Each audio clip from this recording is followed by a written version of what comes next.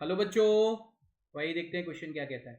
Two masses A and B of 10 kg and 5 kg respectively are connected with the strings over the passing over the frictionless pulley fix at the corner of the table shown. The coefficient of the static friction between A and table is 0.2. The minimum case of mass C that may be placed on A to prevent it from moving is. देखो system को prevent करना है move करने से, right. तो ये equilibrium में हो जाएगी. तो इक्विलिब्रियम में हमें नेट एक्सेलरेशन को जीरो करना है.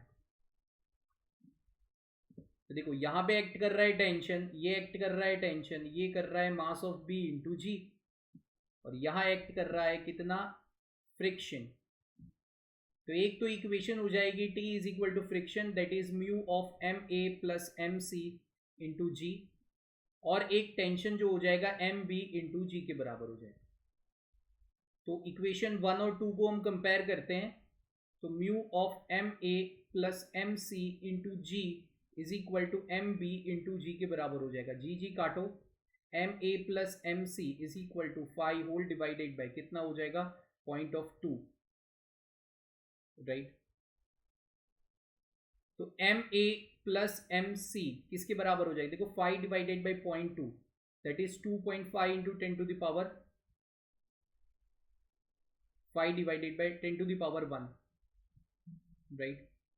तो M A plus M C आपका हो जाएगा 25 kg, राइट. ये इस तरीके से आप देख लो, थोड़ा सा बाइफर्केशन कर ले. तो एम सी की वैल्यू 25 माइनस 10, तो एम सी की वैल्यू आपकी 15 kg आ रही है. अगर ए के ऊपर आप 15 kg रख रहे हो तो सिस्टम प्रिवेंट करने से, मूव करने से प्रिवेंट करेगा, और वो नेट एक्सेलरेशन की वैल्यू जीरो के बराबर आ सकती है. मेन मुद्दा हमारा है सिस्टम को इक्विलिब्रियम मेंटेन करने, रखने की, मेंटेन करने की ट्राई करनी है, राइट, और नेट एक्सेलरेशन को जीरो करना. तो 15 kg will be the perfect answer for this specific question. Hope so you all understand this बच्चा ji. Thank you and all the best.